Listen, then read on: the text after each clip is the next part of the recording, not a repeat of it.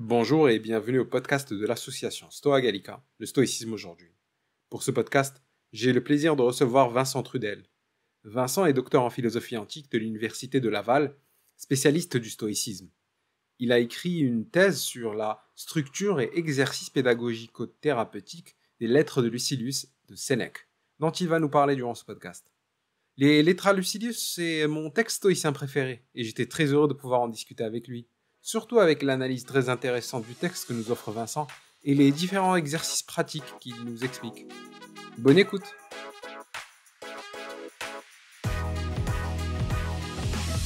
Bonjour Vincent, bienvenue au podcast de Stoa Gallica. Bonjour. Merci beaucoup d'avoir accepté l'invitation.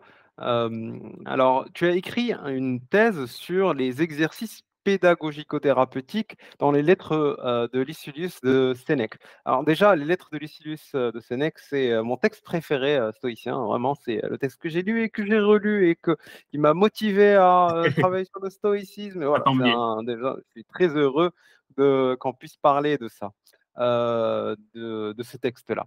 Donc pour démarrer, est-ce que tu pourrais nous donner une vue d'ensemble de ta thèse et de ses principaux objectifs?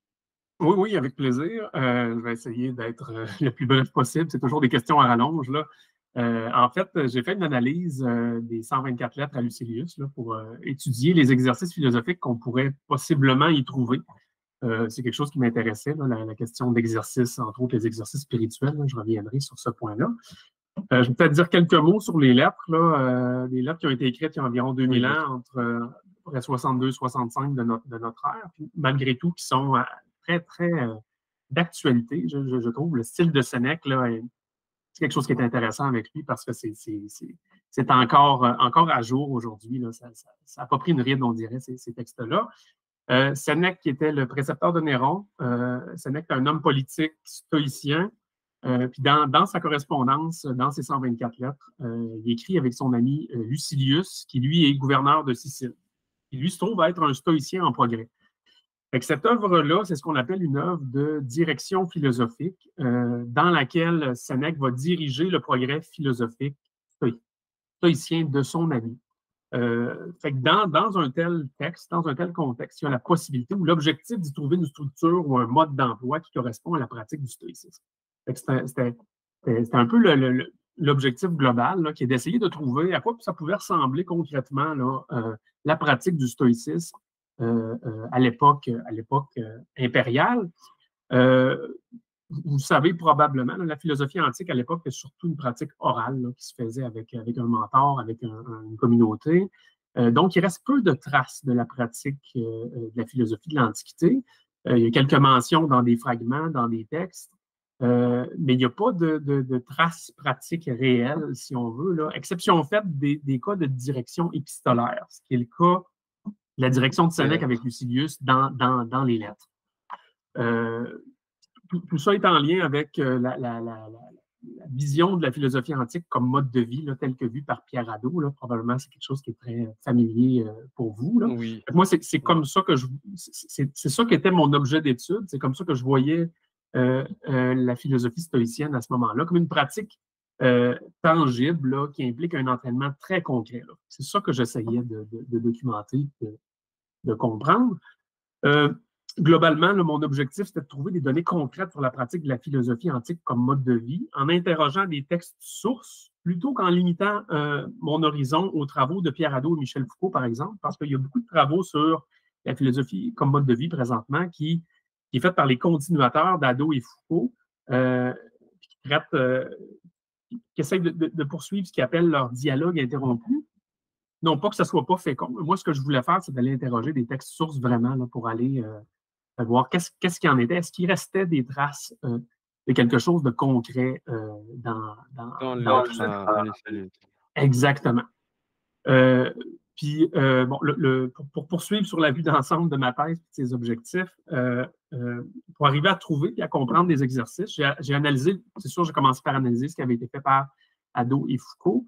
Mais j'ai surtout analysé les textes références là, qui traitaient des exercices philosophiques, donc beaucoup de fragments en grec là, de Chrysippe, les traités Périaskéséos de Musonius Rufus et Épictète, pour essayer de trouver des critères de repérage des exercices.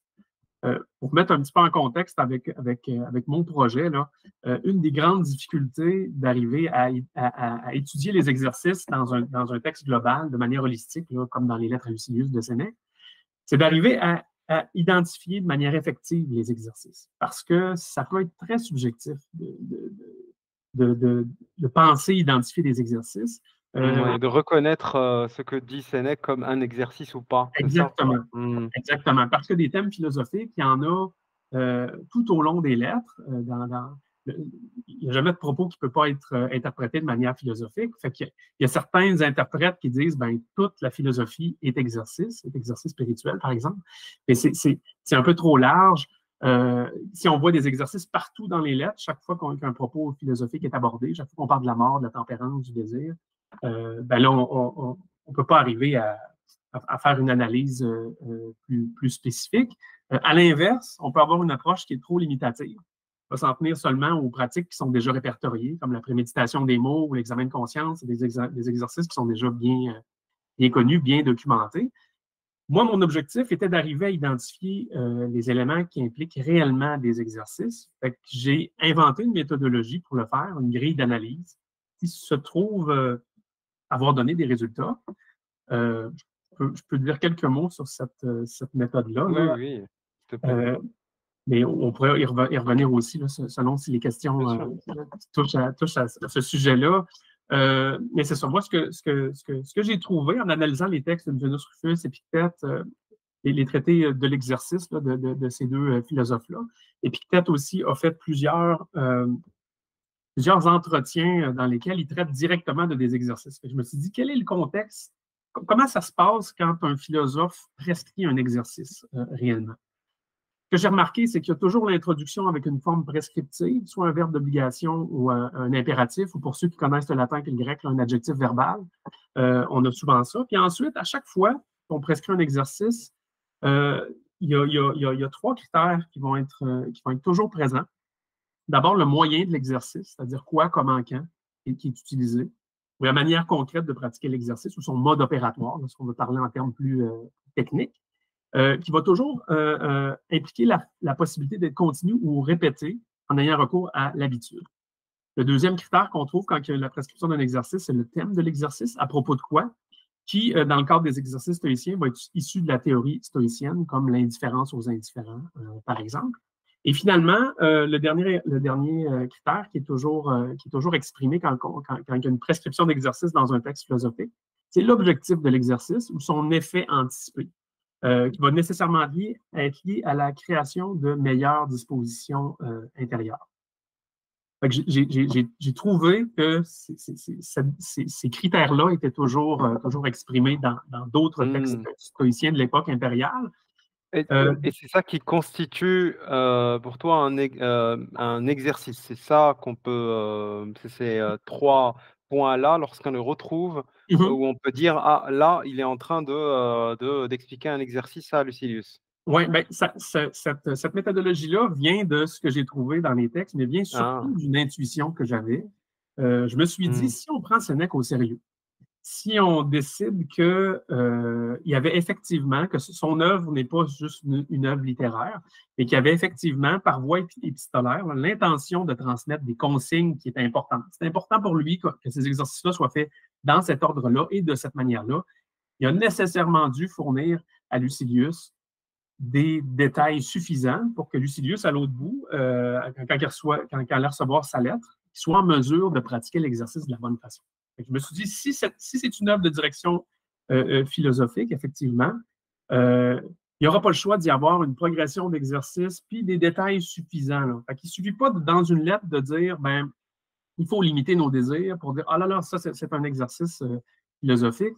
S'il y a une posologie, s'il y a une forme prescriptive, il dit tous les jours, fais ça, commence par ça, s'il y a suffisamment de détails pour que ça puisse être une vraie prescription, bien, dans ce cas-là, je considérais que c'était un exercice. J'ai retenu seulement les exercices pour lesquels il y avait ces critères-là qui étaient répondus. C'est ça qui m'a permis de trouver une structure dans les lettres à Lucilius. C'est de cette méthodologie-là que part les résultats là, dont je vais vous parler aujourd'hui. D'accord. Bah, j'aimerais, revenir un petit peu sur, déjà, on a beaucoup parlé d'exercices, tu parlais Mhm. d'exercices tu parles dans la thèse d'exercices pédagogico-thérapeutiques, mais comment est-ce que, tu définis dans le contexte stoïcien un exercice pédagogique ou thérapeutique? C'est-à-dire, heu, c'est quoi pour dans le stoïcisme, un exercice pédagogique ou thérapeutique? Oui. Ben, le contexte d'exercice pédagogico-thérapeutique, dans le cadre de ma thèse, je l'ai identifié en étudiant les lettres à Lucilius de Sénèque. J'ai identifié une vingtaine d'exercices à peu près qui ont été rappelés à peu près une trentaine de fois dans les lettres. Ce que j'ai remarqué quand j'ai commencé à faire mon analyse, c'est que dans mes critères, il y a le thème de l'exercice qui est un des critères. J'ai noté que le critère était soit pédagogique, soit thérapeutique. Soit c'était l'éradication d'une des passions, soit c'était l'assimilation de principes théoriques de l'axiologie stoïcienne, de la théorie des valeurs. Euh, fait que ce que j'ai remarqué, dans le fond, c'est que euh, il y a deux principes stoïciens qui justifient comme deux approches dans la direction de Sénèque. Sénèque le dit textuellement. Ce n'est pas seulement la question du thème des exercices, mais vraiment, il y a comme deux raisons qui font qu'il y a deux approches différentes. D'abord, pour les stoïciens, la nature ne donne pas la vertu. Ça faisait partie des polémiques entre les écoles. Ils disaient, ben là, s'il y a la providence, pourquoi donc est-ce que chacun n'est pas vertueux? Pourquoi la nature n'a pas rendu chacun vertueux? La réponse des stoïciens, c'était, ben non, la nature ne donne pas la vertu, mais donne à chacun les dispositions pour arriver à la vertu. C'est la Quand on parle de raison, la c'est vertu, là, c'est ça? la disposition qui permet d'agir bien en tout temps, là, qui Mmh. donne accès à la sagesse. Euh, Fait que la nature a implanté en l'homme, selon les stoïciens, ce qu'elle appelle des aphormailles, pour apo-ormailles, ce qui précède les impulsions. Chacun tous les humains ont ça en eux, selon les stoïciens. C'est ce qui permet d'atteindre la vertu éventuellement, mais ces points de départ-là, ou ces germes, des fois, ils font une analogie avec des graines qu'on plante ou avec une étincelle qu'il faut attiser, ont besoin d'être actualisés. C'est comme un potentiel de vertu donné par la nature qui doit être actualisé par l'apprentissage. Donc, il faut apprendre pour actualiser notre potentiel de vertu. Le deuxième principe, c'est le principe de diastrophée, qui est la perversion. Selon les stoïciens, la société, les autres humains et les plaisirs, la nature euh, le fait qu'il y ait du plaisir dans certains objets dans la nature pervertissent l'homme en lui faisant prendre différentes choses qu'ils ne sont pas pour des biens, des indifférents pour des biens. Pour les stoïciens, les passions, c'est des maladies desquelles il est de notre responsabilité de se guérir, puis contre lesquelles il faut se renforcer. Puis, tu sais, il y a un lien nécessairement entre ces deux notions-là, de perversion et de point de départ de la vertu. C'est comme si les points de départ de la vertu étaient à l'intérieur de chacun et que de l'extérieur venait la perversion. Donner la La perversion. façon de D'accord. gérer ces deux dimensions-là, c'est par l'apprentissage et par une thérapie, si on veut, là, une démarche de guérison. Et même si les passions se rapportent à des erreurs de jugement sur la valeur des indifférents, ce qui est ce sur quoi porte la pédagogie, il reste que ces deux approches différentes quand même. C'est toujours présenté comme tel par Sénèque. D'une part, il faut enlever toute la perversion des vices en éliminant la crainte, les désirs, en se sevrant des plaisirs, pas en éliminant les désirs, mais en les limitant plutôt, et en s'endurcant contre la douleur. Et d'autre part, il faut ancrer l'âme, une fois saine, dans des convictions solides, parce que la raison, une fois perfectionnée, est invincible à la perversion. Dans le fond, l'apprentissage permet aussi d'éviter des rechutes, même lorsque il n'y a plus de passion. Donc, puis c'est ça, quand j'ai identifié les exercices selon leur thème et leur objectif, ben, j'ai trouvé que les exercices pédagogiques sont toujours présentés avec comme objectif le perfectionnement de la raison. Mmh. C'est des exercices d'assimilation de préceptes, d'assimilation de principes qui sont liés à la théorie des indifférents, comme on le disait, donc qui implique de bien comprendre puis bien maîtriser qu'est-ce qui est un bien, qu'est-ce qui est un mal, c'est seulement ce qui est intérieur à soi, qu'est-ce qui est un indifférent, pour arriver à perfectionner la raison. Je vais peut-être donner un exemple Ouais, de ça, là, de la séparation entre ces notions-là chez Sénèque. À la lettre 90, Sénèque parle des hommes de l'âge d'or. Je ne sais pas si tu te souviens de ça, là, qui avaient une excellente santé psychique parce qu'ils n'avaient pas encore connu la cupidité, les excès, la richesse, le confort, etc. Il fait souvent, lui, Sénèque, des critiques sur la, la déchéance de la société, là, puis comme quoi c'était mieux avant. Puis, c'est un réac, Sénèque. oui, c'est ça, on peut dire ça. C'est le lieu commun de tout le monde qui vieillit, on dirait des fois, mais là, c'était le tour de Sénèque. Et lui, il disait, même si les gens de l'âge d'or, les hommes de l'âge d'or, agissaient comme des sages, c'était pas des sages. Ils n'avaient pas eu le temps d'être corrompus par l'avarice, par la violence envers les autres, par le confort des commodités modernes. Et même si leur mode de vie les rendait mieux disposés au courage et aux efforts, ils n'étaient pas sages parce qu'il leur manquait l'achèvement de l'esprit. Il le dit comme ça. Il leur manquait de connaître et maîtriser les principes qui définissent l'agir vertueux pour éviter toute possibilité de perversion. Quelqu'un aurait pu arriver et aller voir un homme de l'âge d'or, et lui dire voilà de l'alcool en quantité, voilà des coussins, voilà des bains chauds, et corrompre cette personne-là parce qu'elle n'avait pas atteint la sagesse, parce qu'elle n'avait pas maîtrisé les principes qui l'auraient rendue résistante comme ça. Je trouve que cette lettre-là illustre bien le fait que ce ne soit pas chez Sénèque seulement une question d'apprentissage de la vertu, ni seulement une question de thérapeutique des patients. C'est ça. Pour la thérapeutique, ben, c'est des exercices qui sont toujours prescrits dans un contexte de préparation, d'assainissement, prescrits avec des verbes en latin là, qui sous-tendent l'idée d'endurcissement, de renforcement, de raffermissement. Fait que c'est un point de vue qui est différent quand on parle d'exercice thérapeutique chez Sénèque. On va utiliser des verbes comme durare, convalescere, firmare, armare, etc. Puis l'objectif parce que c'était ça la question, l'objectif des exercices thérapeutiques, leur objectif propre, c'est l'assainissement de la raison.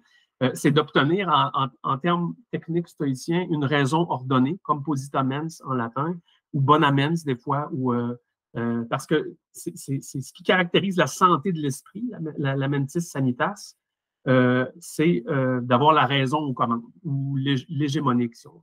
D'avoir un corps qui est subordonné à la raison et non le contraire. Quand un individu souffre de passion, ben, c'est le contraire qui se passe. C'est qu'il va se trouver à instrumentaliser sa raison pour servir les besoins du corps, pour servir ses désirs, pour éviter la douleur, éviter l'inconfort.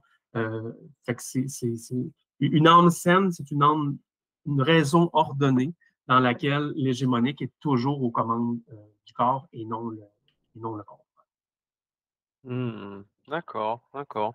Et il y a, chez Sénèque, il y a 124 lettres qui nous restent, c'est ça? Il y en avait beaucoup plus, qui ont été perdues apparemment?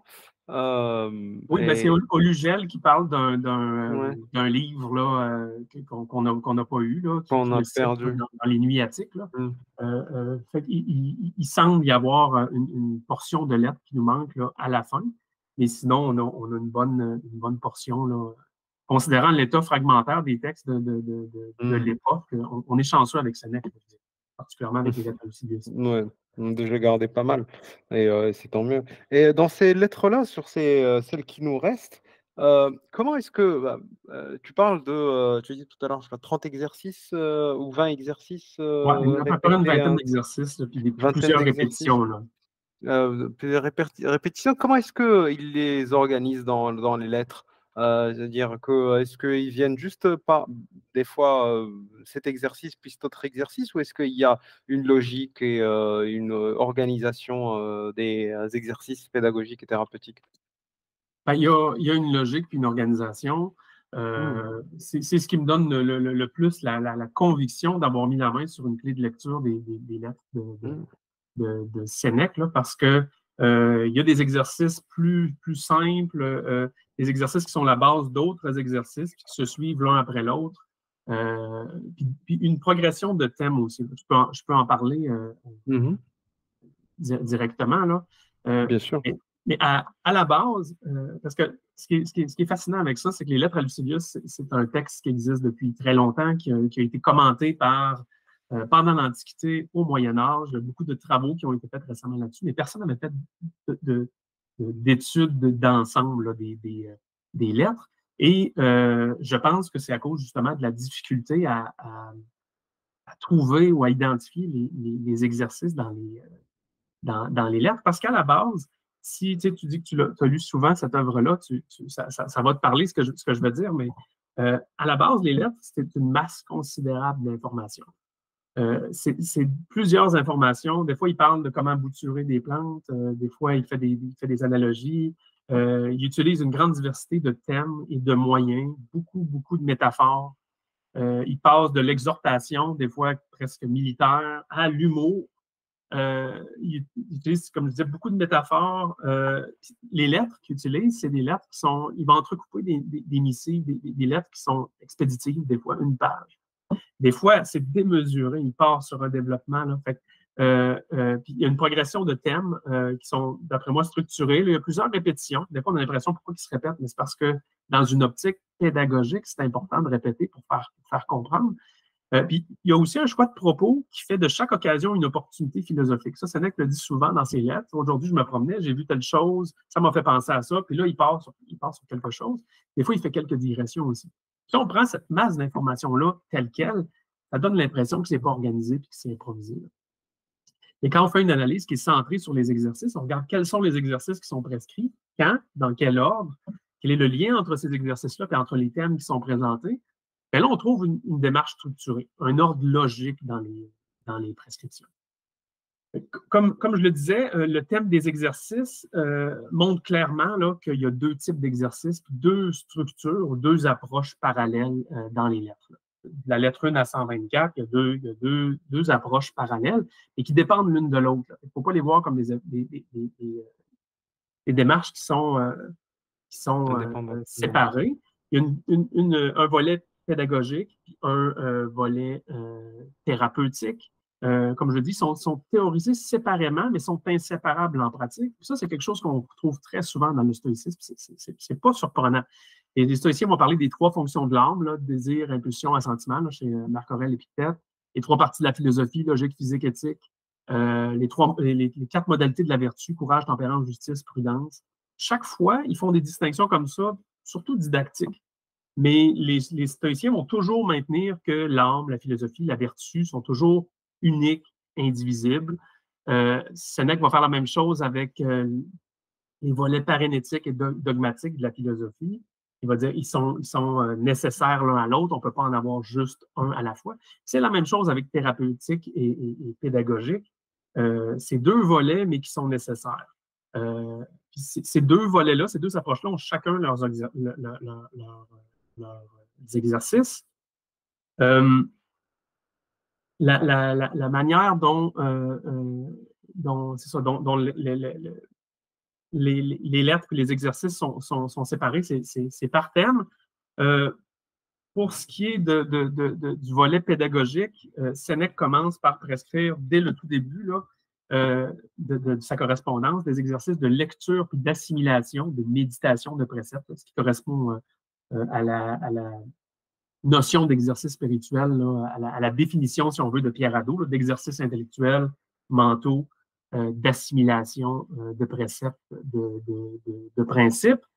Je pourrais revenir là, sur ces exercices-là plus particulièrement, mais il y a une progression dans le volet pédagogique qui commence avec l'initiation à la théorie là, par justement la lecture et l'assimilation de phrases marquantes, de mnémotechniques, de préceptes. Ensuite, Sénèque passe à la formation systématique au stoïcisme. Dans les 29 premières lettres, chaque lettre se termine par une sentence. Puis à un certain moment, il dit bon, ben là, mes paiements vont terminer, on arrête ça bientôt. Fait que, on voit que c'est prémédité la manière dont il le fait. Puis, ouais, par c'est la vrai suite. qu'à la fin, souvent, il y a je te laisse avec cette. Ce qu'a dit celui-ci, ou alors Oui, j'emprunte cette citation de parfois des piqûres, même souvent s'il des est piqûres. de l'école adverse. Enfin voilà, souvent, c'est vrai que souvent il laisse à la fin quelque chose de fort pour à méditer. Mais il le dit, là, c'est un paiement. Dans les dernières lettres, il dit si tu Ah oui. pourrais plus m'épargner ce dernier paiement, mais je vais te le donner quand même. Ou là, maintenant, je paye à partir de la caisse des piqûres.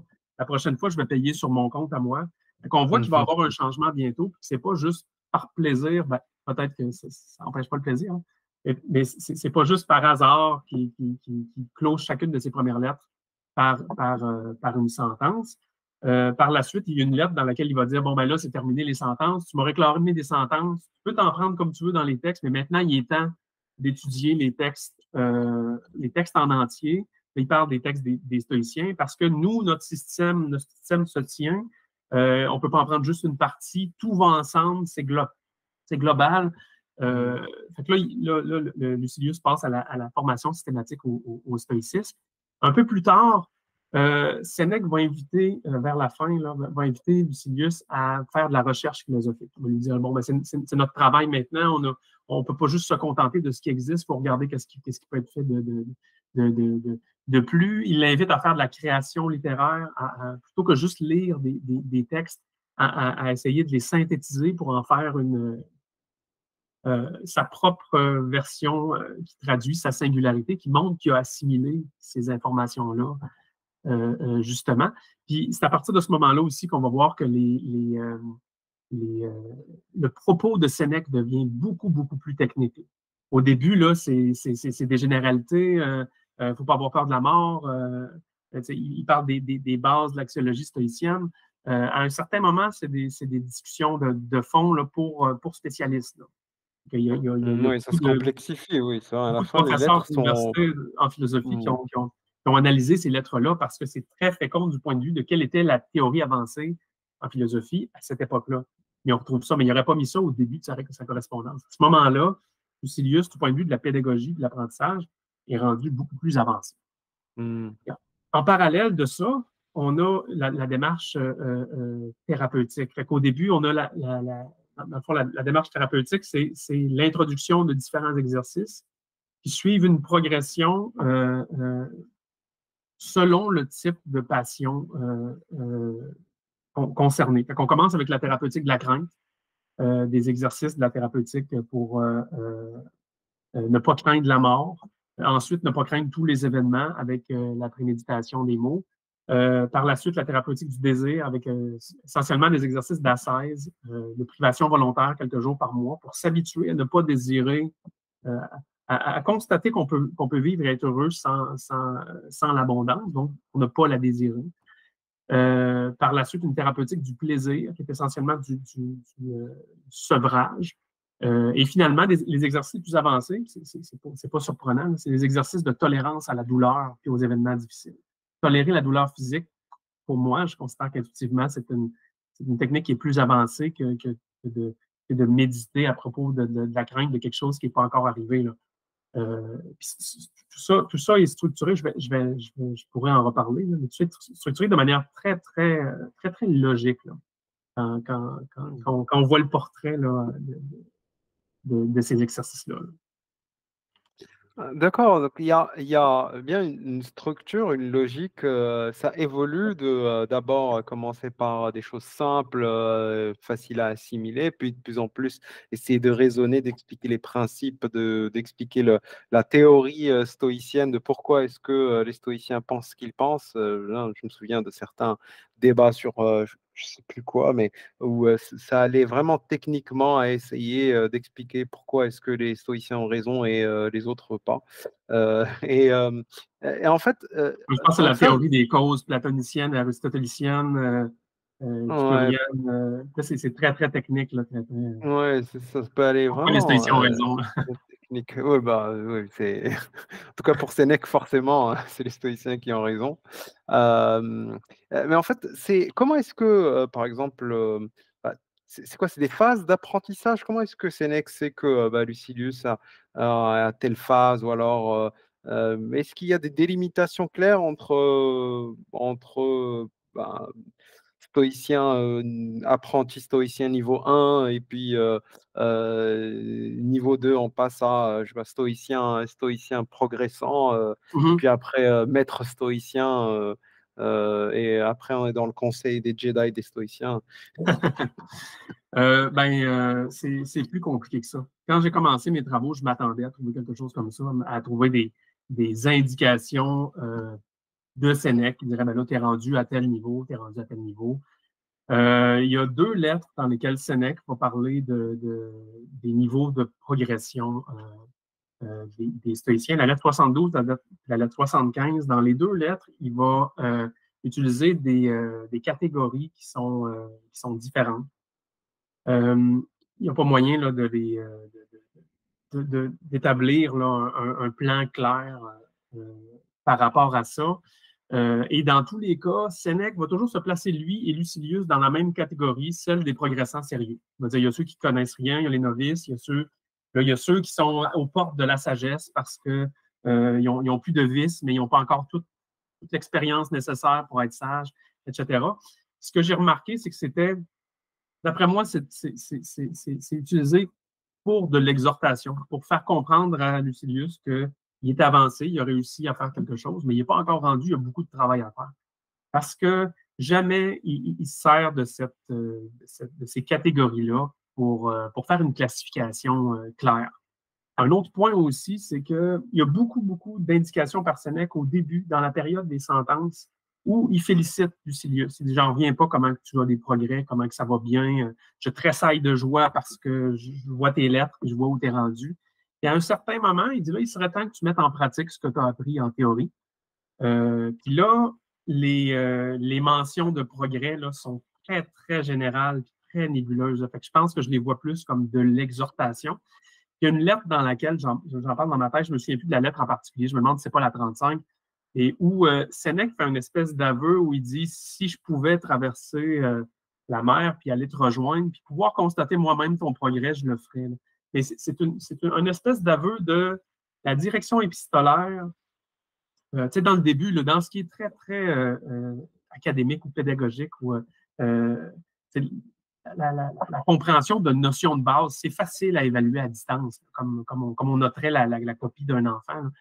Mais à un certain moment, comment ça se traduit dans l'agir, comment tout ça, ça devient difficile à faire si on ne vit pas avec la personne. D'ailleurs, ça fait partie d'une de ces mentions. Là, j'aimerais ça que tu viennes me rejoindre pour que tu puisses vivre avec moi puis progresser plus vite. Là. Et pour ce qui est de cette progression-là, de ces niveaux-là, moi, je l'ai reconstruit à partir de l'information que j'avais. Il y a la période des sentences où c'est évident qu'il y a un changement méthodologique. Là. Au début, il y a des sentences à chaque fin de lettre. Il l'annonce lui-même, ça va se terminer bientôt.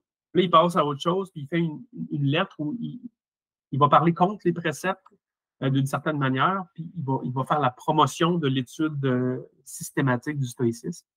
Et plus tard, moi, j'ai mis la ligne là où le propos devient beaucoup, beaucoup plus technique. On a des lettres qui ont 3 fois l'ampleur des autres. C'est pas seulement la matérialité qui peut clore le sujet, mais le point déterminant, c'est le sujet, le propos de Sénèque qui devient plus poussé.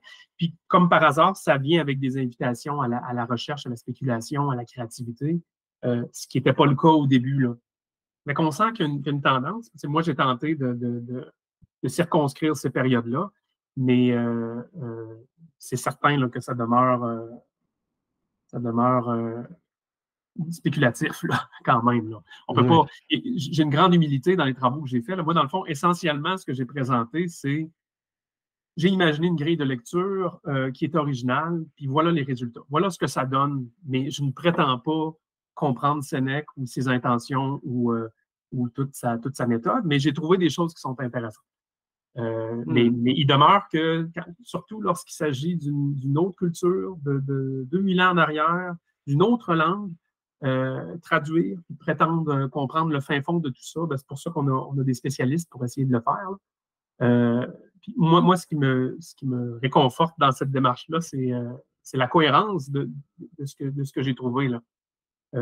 Si c'était un patchwork, quelque chose d'improvisé, ben, je me dirais peut-être que mon hypothèse était douteuse, mais j'ai l'impression d'avoir trouvé quelque chose qui se tient là.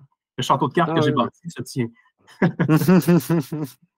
Ouais, c'est vrai que ça doit être un travail vraiment astronomique de devoir, évidemment, lire et analyser, les lettres, mais dans le contexte de où ça a été, écrit, c'est-à-dire, le temps, il y a 2000 ans, à Rome, avec, un certain contexte historique, avec une manière de Oui, penser,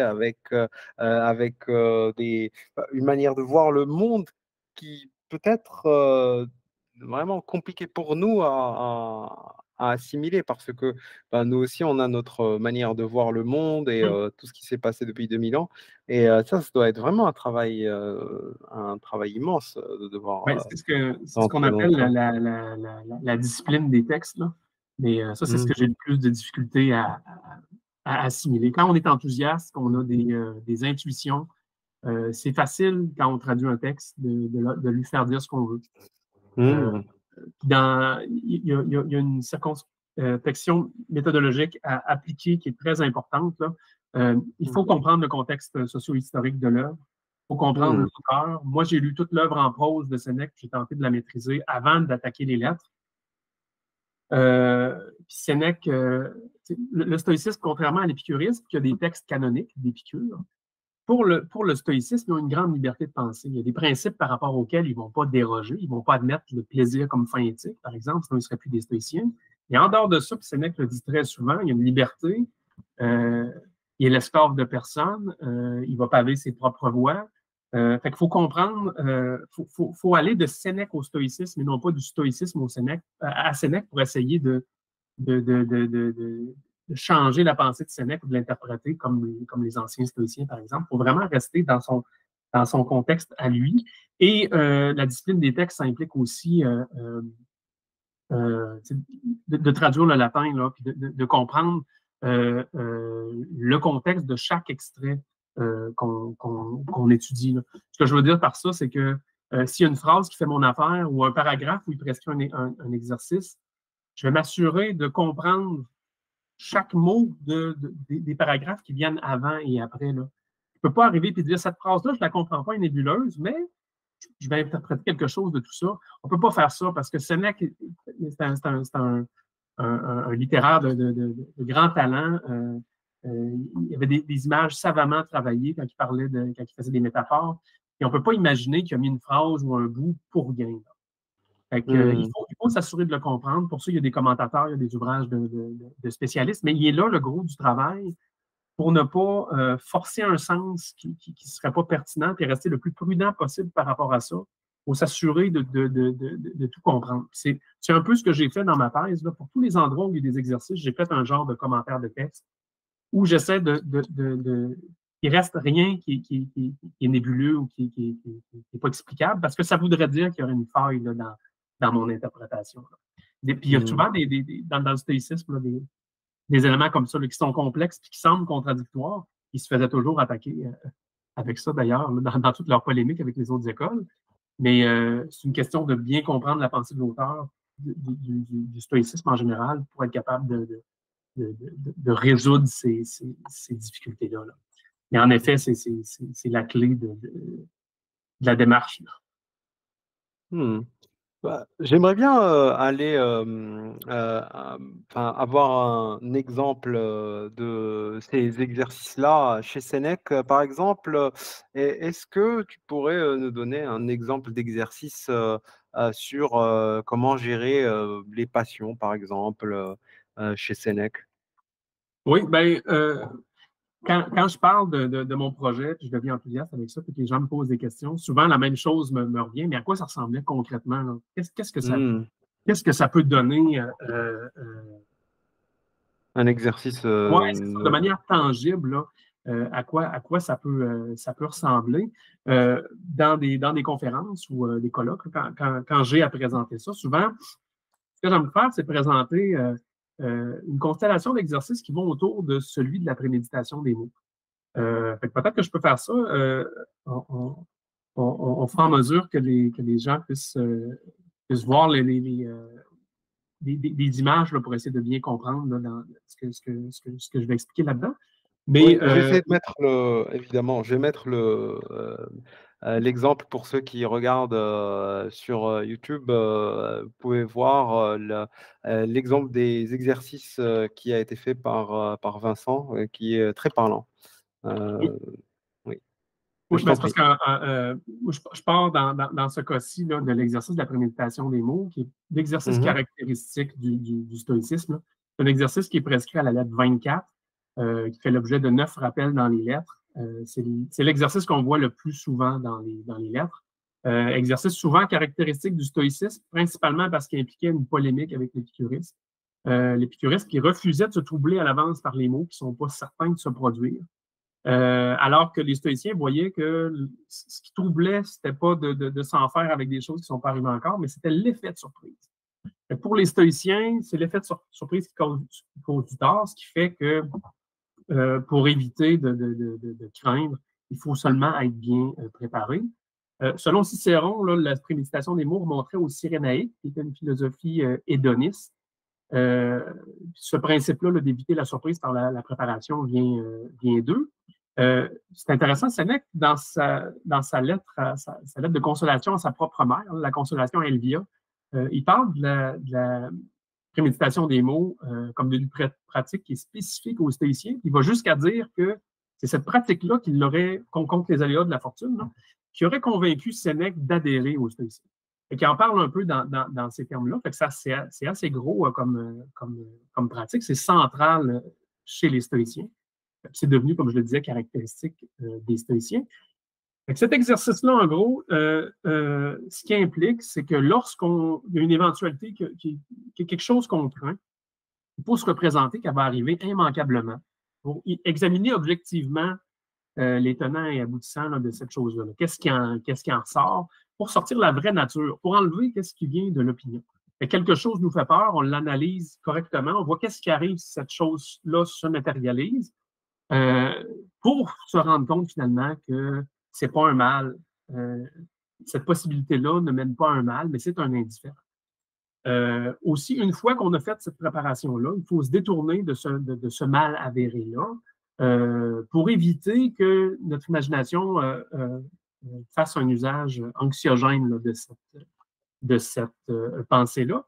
Donc, c'est un exercice dont le thème est la crainte. Puis les principes sous-jacents de cet exercice-là, c'est que les indifférents rejetables, le Sénèque parle souvent de la mort, la prison, l'exil, et les indifférents rejetables à la mode de l'époque, qui sont pas à craindre, puisque ce ne sont pas des mots. L'objectif de cet exercice-là, c'est de se prémunir progressivement contre toutes les sortes de craintes, de les faire systématiquement, là, de préparer contre tout ce qui peut arriver, d'arriver à voir les choses de manière objective, puis de se préparer à réagir correctement aux situations désagréables, c'est-à-dire sans les voir comme des mots. Mhm, Ça, c'est l'exercice de base, l'exercice de préméditation des mots qui est prescrit à la lettre 24. Comme prérequis à cet exercice-là, Sénèque prescrit un exercice à la lettre 13. C'est un exercice qui prescrit à Lucilius pour qu'il soit capable de contrôler l'effet anxiogène de l'imagination avant d'être prêt pour pratiquer la préméditation des mots. C'est un exercice, c'est l'exercice de critique des mots potentiels prescrit à la lettre 13, qui implique à chaque fois que survient la peur d'un mal potentiel, donc c'est un exercice de la thérapeutique de la crainte, encore une fois, d'examiner les faits et de s'en remettre uniquement à des sensations concrètes et présentes de douleur pour discriminer qu'est-ce qui est la réalité effective de de ce que dit l'opinion ou l'imagination. Il faut se fier seulement à la certitude qu'un malheur potentiel peut se produire et non pas à sa probabilité. Dans le doute, s'accrocher à l'espoir que ça ne surviendra pas. C'est un exercice qui est préparatoire parce qu'on voit clairement qu'il y a un sursis doctrinal. Puis Sénèque le décrit comme ça quand il fait cette prescription d'exercice-là. Il a dit, là, je vais parler avec un ton plus bas que le stoïcisme, ou même si ces principes-là sont très bons, tu n'es pas prêt encore. Le fait de voir la douleur comme un mal ou l'espoir comme une solution, c'est explicitement présenté par Sénèque comme étant un sursis temporaire pour lui laisser le temps d'être prêt à pratiquer la préméditation lorsqu'il sera capable, la préméditation des mots, lorsqu'il sera capable de mieux contrôler son imagination. À la lettre 2, il y a un autre prérequis de la préméditation des mots qui est l'exercice dont j'ai parlé, l'exercice de méditation quotidienne de précepte. qui, lui, est un exercice pédagogique. Dans cet exercice-là, Sénèque demande à Lucilius de pratiquer la lecture philosophique quotidienne intensive et d'en tirer des préceptes, comme ceux qu'on retrouve à la fin des 29 premières lettres, qu'il va devoir assimiler profondément là, tous les jours. Des préceptes qui concernent l'axiologie stoïcienne, donc la théorie des valeurs, qu'est-ce qui est des indifférents, qu'est-ce qui est un bien, qu'est-ce qui est un mal. Donc, Sénèque prescrit à Lucilius un exercice de contrôle de son imagination, à la lettre 13, le temps qu'il assimile suffisamment les principes de l'axiologie stoïcienne pour pouvoir pratiquer la préméditation des mots. C'est vers la fin de la période des sentences où Sénèque va prescrire pour la première fois l'exercice de préméditation des mots. Puis, il le considère apte. Il dit là, tu t'attends à ce que je te dise qu'il ne faut pas que tu t'en fasses avec, quand il prescrit la préméditation des mots, c'est comme ça qu'il le fait, là. Tu attends à ce que je te dise que tu n'as pas à t'en faire si ce n'est pas sûr d'arriver. Non, là, maintenant, je vais te proposer une autre voie. Là, en voulant dire, maintenant, tu es prêt. Et je vais te proposer d'analyser correctement selon qu'est-ce qui est un bien, un mal, un indifférent, là, tous les malheurs avérés là, que tu crois qui peuvent venir. Ça, c'est les deux prérequis de la préméditation des mots. La préméditation des mots est le précurseur d'un autre exercice, qui est celui du conditionnement à accepter les événements difficiles comme étant voulus par la Providence. Un exercice probablement un des plus avancés, prescrit à la lettre 98. C'est un exercice de la thérapeutique de la souffrance. C'est un exercice qui sert à ne pas se laisser vaincre, ne pas faire de la douleur ou de la peine une passion, qui va devenir la souffrance. Donc, cet exercice-là est présenté explicitement comme devant être fait après avoir pratiqué intensivement la préméditation des mots. Son mode opératoire, c'est qu'il faut se convaincre par un conditionnement que le choix de la providence est supérieur au nôtre lorsqu'il y a un événement qui est difficile, parce que ce choix-là fait partie d'un plan cosmique auquel chacun participe en vue du bien commun. C'est un exercice qui implique d'avoir maîtrisé la notion de providence, de bienfait, du point de vue cosmique, là, qui dépasse la capacité d'un débutant, c'est certain, pour qu'il soit efficace. Cet exercice-là découle directement de la préméditation des mots, mais il nécessite, avant de pouvoir être pratiqué, il nécessite la capacité à endurer la douleur physique sans être vaincu par elle. C'est pourquoi cet exercice-là lui-même a un autre prérequis que celui de préméditation des mots, et celui de conditionnement à tolérer la douleur. Cet exercice-là, un exercice de thérapeutique de la souffrance, qui est prescrit à la lettre 78, donc 20 lettres avant celui de conditionnement à accepter les événements difficiles. Cet exercice-là implique de faire de chaque éventualité de douleur physique, que ce soit la maladie, la torture, n'importe quoi, d'en faire l'occasion d'un renforcement en se répétant des vérités salutaires au sujet de la douleur. Par exemple, soit la douleur est longue et tolérable, soit elle est brève et intense. Et dans ce cas-là, si elle est brève et intense, la douleur ne durera pas parce qu'elle va entraîner la mort. Mais pour accepter la pensée que la mort est une solution, puis ça peut nous aider à ne pas avoir peur ou à ne pas souffrir, pour que ça soit une solution crédible, il faut s'être exercé au préalable à ne plus craindre la mort. Ou au contraire, instrumentaliser la mort, ça, Sénèque revient souvent là-dessus. Tu sais, j'ai la mort dans ma poche d'en arrière, s'il arrive quoi que ce soit, je suis invincible, j'ai la mort. Je ne crains plus la mort. Maintenant, la mort est mon arme la plus puissante contre la fortune. La fortune ne peut rien contre moi parce que s'il y a quelque chose qui est intolérable, il ne le sera pas parce que j'ai la mort. Pour pouvoir le faire, Sénèque a besoin, tout pratiquant a besoin de maîtriser la crainte de la mort. C'est pour ça que l'exercice de conditionnement à tolérer la douleur a lui-même d'autres prérequis. D'autres précurseurs. L'exercice de méditation sur la mort, qui implique de répéter quotidiennement des vérités salutaires au sujet de la mort, comme la mort n'est pas un mal, elle est naturelle, c'est la fin de la sensation, notre propre mort ne nous concerne pas, etc., dans le but d'apprivoiser la mort et de ne plus la craindre.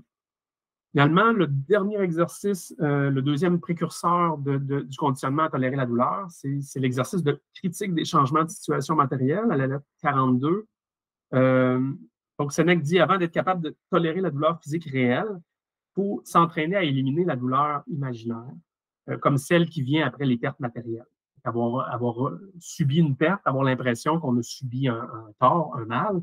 Il faut éliminer ça parce que Sénèque le dit, on le sent pas, c'est pas quelque chose qu'on ressent, c'est pas quelque chose de naturel, c'est quelque chose qu'on fabrique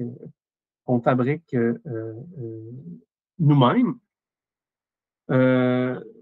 Donc, Sénèque vise à rendre Lucilius indépendant à l'égard de ces pertes-là, puis à lui apprendre à faire une opportunité de toute situation qui est en apparence désavantageuse. Parce que pour Sénèque, la perte matérielle ne crée pas de douleur physique, mais seulement une souffrance imaginaire qui vient pas des choses en soi. Il n'y a rien de naturel dans ça. Puis pour Sénèque, il faut apprendre à éliminer cette douleur-là avant d'arriver à pouvoir tolérer la réelle douleur. C'est comme ça qu'il construit ça.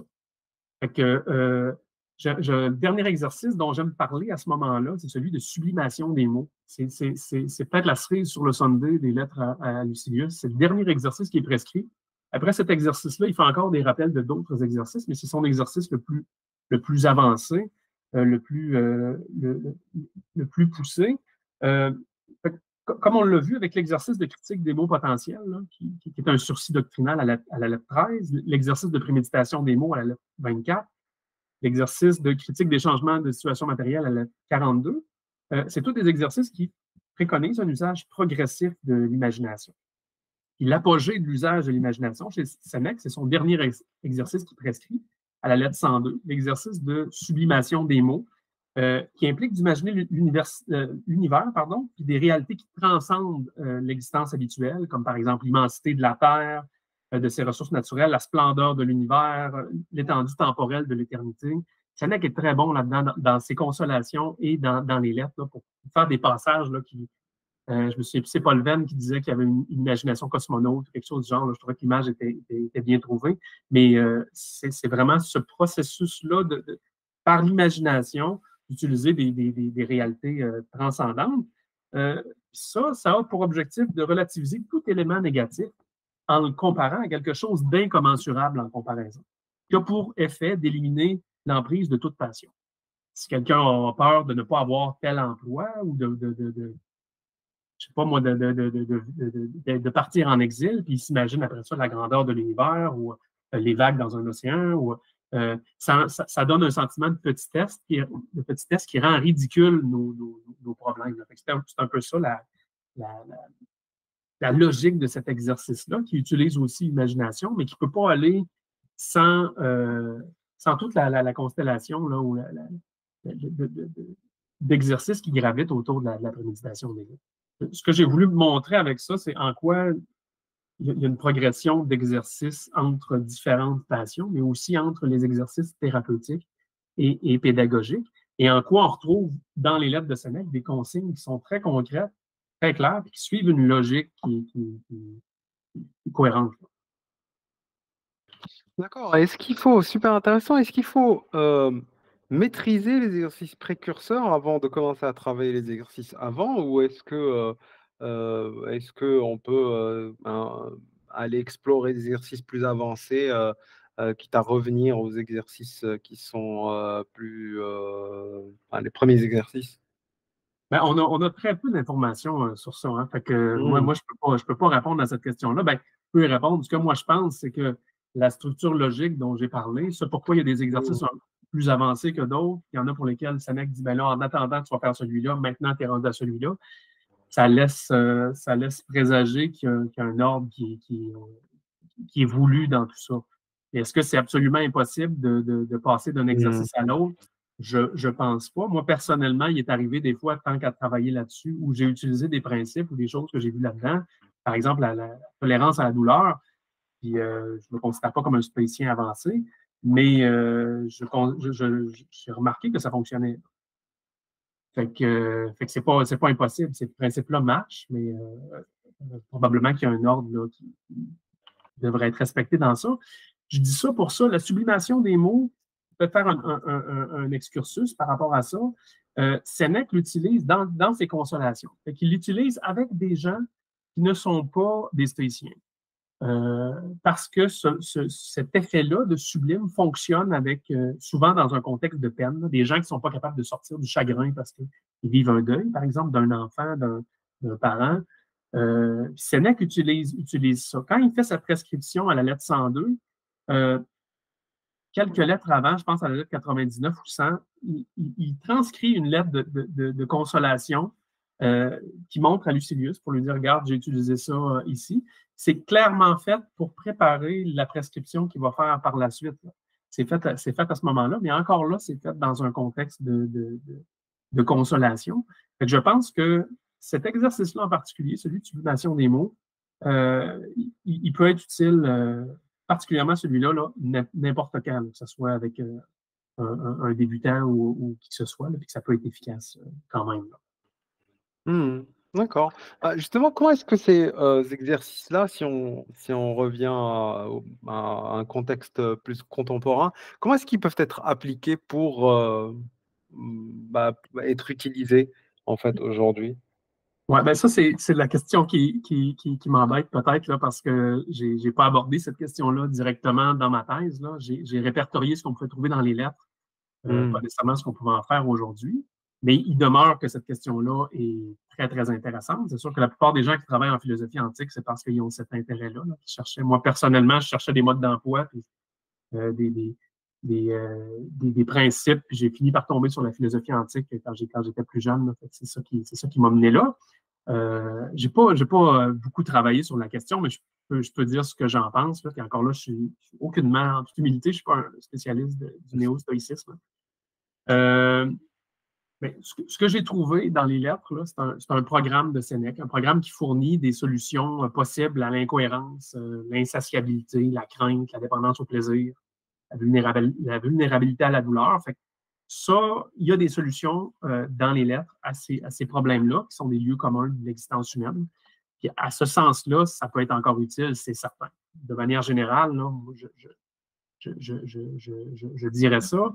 Le programme de Sénèque, c'est essentiellement, si je me tiens, disons, à la partie thérapeutique, c'est une préparation contre les événements par l'imagination, une limitation des désirs par des situations réelles provoquées, par de l'ascèse, une limitation des plaisirs par le sevrage. Pas de tous les plaisirs, là, seulement des plaisirs qui sont pas naturels, là, qui n'ont pas leurs limites en eux-mêmes, comme dirait Sénèque, et un endurcissement face à la douleur, en faisant de tous les malheurs qui peuvent arriver, plutôt que de les voir comme une punition ou quoi que ce soit, en les voyant comme une opportunité.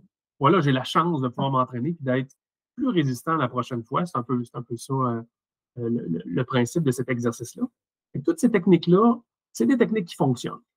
Il y en a que j'ai essayé, je ne les ai pas essayées dans le programme de Sénèque, mais il ne faut pas se baser sur mon expérience à moi, mais sur le fait que les praticiens de l'époque essayaient ces techniques-là.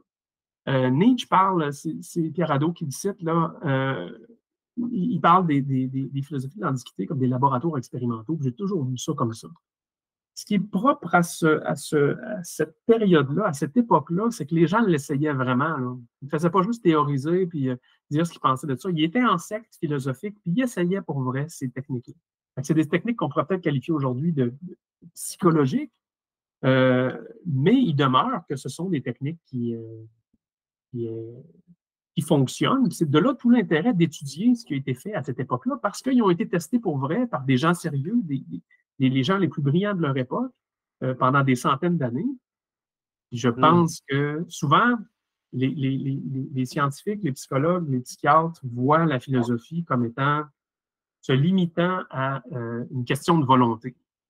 Puis quelque chose de très intellectuel, puis ils voient ça comme étant périmé. Mais Mmh. je pense qu'il y a des applications pratiques qui peuvent être réelles si on prend au sérieux ce qu'on trouve dans ce qui sort de ces laboratoires expérimentaux-là. Là. Euh, Entre autres, c'est déjà connu, mais les principes des, qu'on trouve en psychologie, là, le nom m'échappe, là, c'est une technique, là, les thérapies Thérapie cognitives et comportementales. comportementale cognitive, ouais. Ouais, c'est Mmh. ça, sont basées sur la rationalité stoïcienne. Là. Mmh. C'est admis par ces gens-là, mais au-delà de ça, il y a plein de choses, plein de techniques qui ont été testées et pourraient gagner à être étudiées plus sérieusement, soit testées par des praticiens qui voudraient le mettre en pratique, soit soit dans un cadre plus académique, là, mais Mmh. il y a un potentiel pour ça, là. Euh, Oui et justement, ce qu'on essaie de faire dans l'association Stoa Gallica, mhm, je pense que ça intéresse énormément de gens, c'est de revoir ce que le stoïcisme, peut apporter, aujourd'hui, et comment est-ce que ces exercices-là peuvent être pratiqués dans un monde contemporain, et je pense qu'il y a beaucoup de gens qui, contribuent et qui, continuent ce laboratoire, stoïcien, au 21e siècle, il y a, je pense, pas mal de retours qui sont très intéressants, en tout cas dans la communauté, stoïcienne, francophone et anglophone également. Et un travail comme, le tien, permet vraiment d'enrichir ce travail-là parce que, ça donne de la cohérence, ça donne une vision, heu où on peut, sortir des structures qui peuvent nous aider mhm. pour continuer le laboratoire. Oui, oui, Et en effet. merci beaucoup Vincent pour ce podcast. C'était vraiment très intéressant, Ça m'a fait grand plaisir.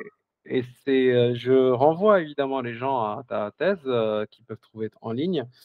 Oui, C'est bien ça, je rappelle le titre, c'est «Structure et exercices pédagogico-thérapeutiques des lettres à Lucilius de Sénèque».